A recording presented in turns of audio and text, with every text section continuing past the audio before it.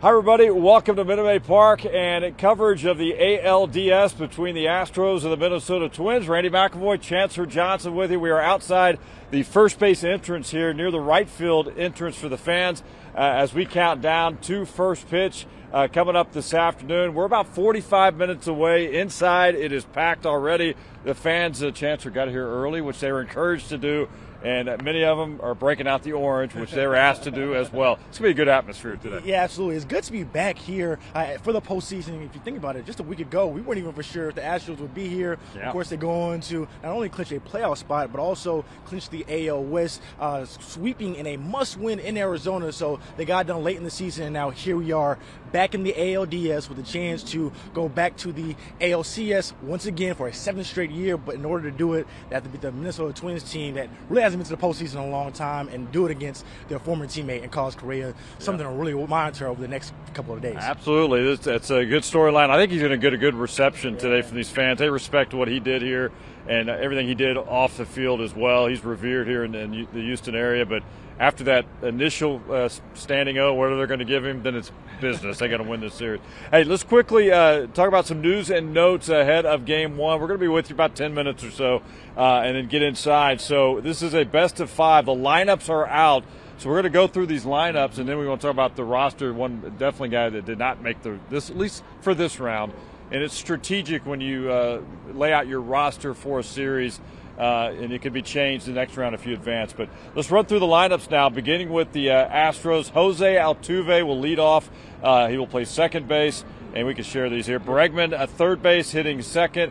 Alvarez, Jordan in that 3-hole cleanup, no shocker. Kyle Tucker, the RBI machine, playing right field. Yeah, the AL RBI king with Kyle Tucker. And then, of course, after that, Jose Abreu coming in at 5th. And then Michael Brantley, good to see him back in the lineup. Yeah, that's after really he didn't good. Play for a majority of the season. Uncle Mike is back. And then you have Chas McCormick, who had a really nice regular season. And, of course, Jeremy Pena. And that's something that I thought was notable was here's a guy who, of course, Jeremy Pena was up and down over the course of the season. But last year in the postseason, he was the best player on the roster, really, going out and winning that ALCS MVP and World Series MVP. So can he get some magic down there at the bottom of the lineup? And, of course, Martin Maldonado rounding it home in that nice spot. Yeah, Maldonado will catch, as he always does for most of these guys, including today's starter, Justin Verlander. JV coming off these 2 games last week, fully rested now. He had that big win in Seattle.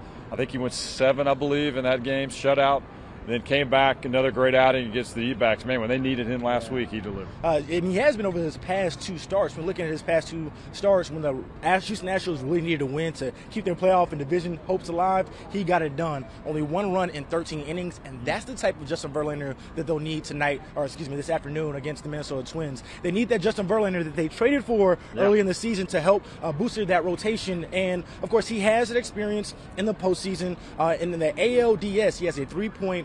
I did my numbers. I did my stats there. ERA. And so something that you really wanted to see him continue and keep that ERA really low. And so I think he's, with his experience going out on the mound at home, they should get it done today with JV on the mound. You would think, and not bad for a 39-year-old, by the way. He's 39, and I mean, this guy's going to be a Hall of Famer, no doubt. 13-8 on the year. I think he's 7-3 with the Astros, so he's definitely done his job. Let's quickly just run through some of the Twins lineup. You got Julian playing second, Jorge Polanco third base, Royce Lewis. Here's a guy, rookie season, DH. This guy had a couple of home runs against the Blue Jays, kind of breaking out in his first career postseason start. He's dangerous in that 3-hole. And then you got Max Kepler playing right field. And then some of these other guys in the lineup. This is a dangerous lineup. They can score some runs. They can score some runs, but if you look in their last wild card round, they only scored 5 runs in 2 games. Yeah. But because their pitching they pitched so well in that last series, they were still able to get it done with only 5. They didn't need it, and so that's something to monitor is that pitching matchup between the Astros and the Twins in this series. The rest of the lineup: Alex Kirilloff will play first base, hit 5th. Carlos Correa, pretty typical for him. He's in that 6th hole in this Twins lineup. Then you got Matt Wallner. You got Ryan Jeffers, the catcher, Michael Taylor, center field, and Bailey Ober will start for the Minnesota Twins. I think a few people were surprised maybe he's getting the start in Game 1, and I was looking his numbers up, 8-6. I mean, nothing that wows you, but what will wow you is how tall he is. He's like 6'9". 6'9", big dude. And he can bring some heat, and he has a good slider and a changeup as well, so that'll be the task for the Astros lineup. and I feel good about today as well, but we were talking the other day, I'm still a little, until they show they can get it done consistently at home, because they were so bad at home at Minute Maid Park, below 500 on the season, these Astros, yet one of the best on the road in all of baseball.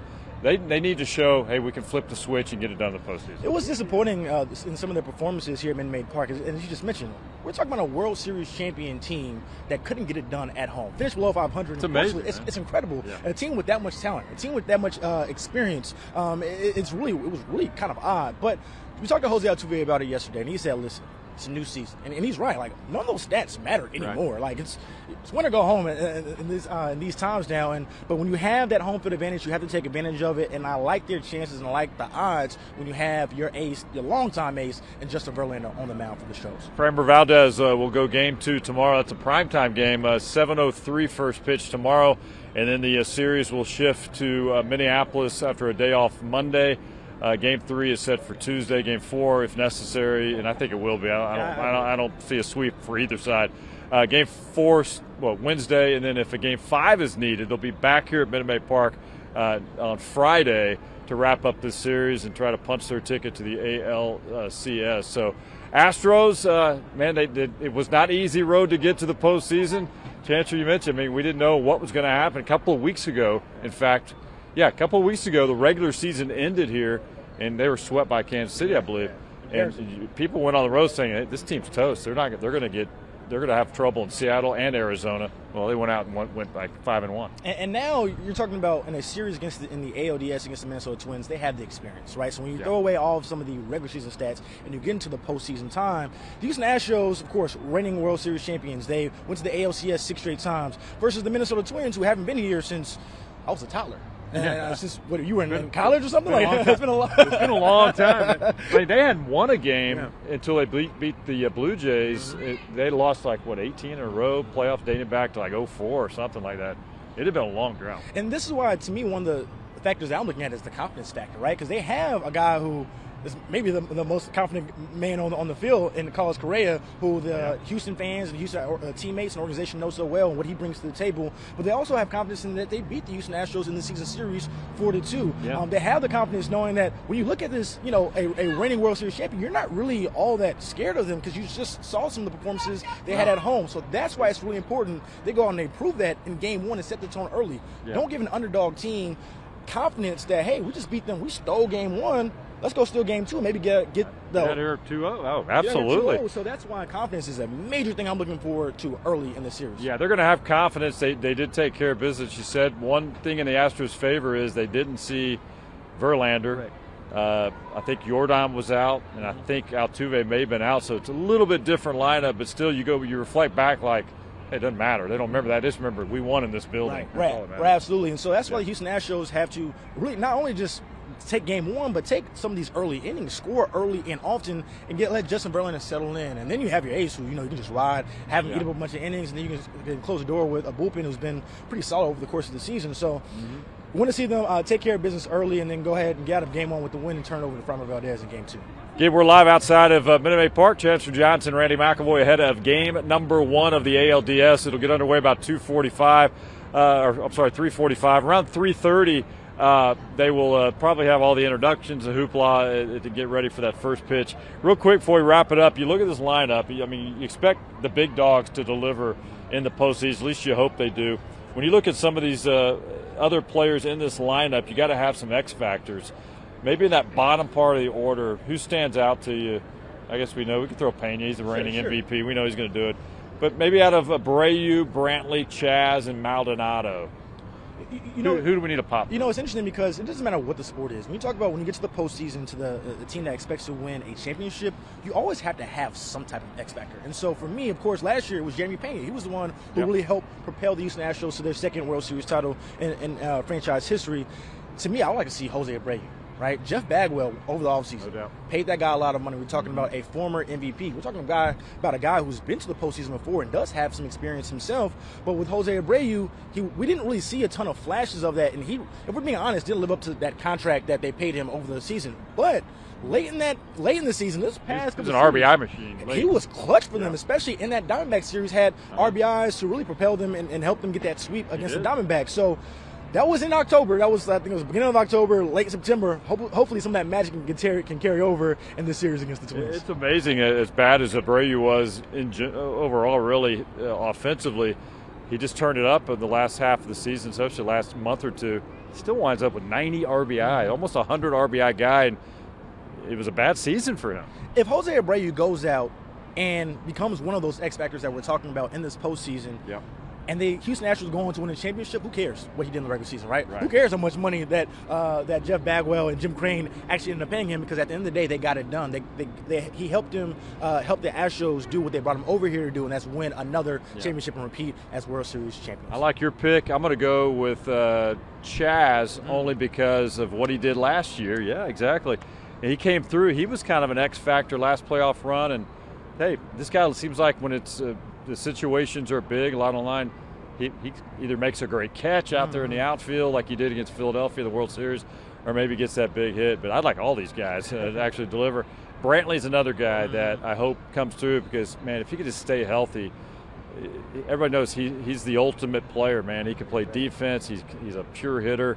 If he could just stay out there consistently, I don't know how often they can use him, though. If he plays he's playing today, he's in the lineup. I wonder if that means he's out tomorrow. We'll see kind of how they use him. Yeah, that's a big if with Michael Brantley, who hasn't been able to stay healthy really all season. And we really expected this Astros offensive lineup to be potent, because you bring back a guy like Michael Brantley, and you add in a guy like Jose Abreu, and you hope that that Jeremy Pena takes the next step. None of those three things kind of really happened this season, yet here they are still.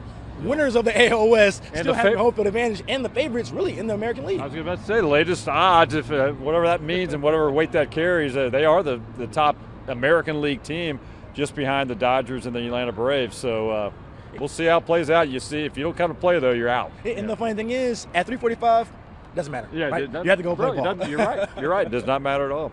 All right, so Game 1, 3:45 first pitch. We will have it covered for you throughout the series, of course, throughout this playoff run. Chance will be down here covering Game 1 tonight, and hopefully some good news coming up around, I don't know, 6 or 6:30. Hopefully something good to talk about from this opening game. Again, it'll be the Astros and the Twins. It'll be Justin Verlander and Bailey Ober, the starting pitcher.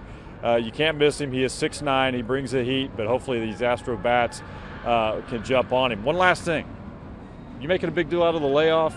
I'm not sure that I am, but they've been working hard over the last 3 or 4 days to keep that rhythm. But, man, if you're going – sometimes when you're playing well, I want them to keep playing. But, hey, they won the divisions. They earned a break. Right. I would much rather be able to skip around than have to play in it. You know, especially talking about the Houston Astros team that was able to reset their lineup as well, have their arms, take some rest, get their bullpen back 100%.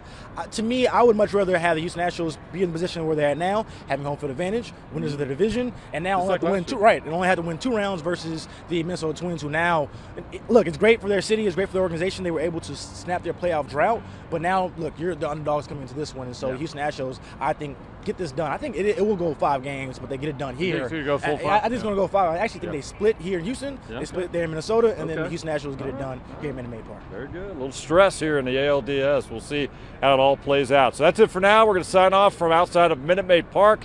Hope you enjoyed this here on click2houston.com as we get you ready for game number 1 of the ALDS here between the Astros and the Minnesota Twins. For Chancellor Johnson, I'm Randy McElvoy for click2houston.com. Enjoy the game, everybody.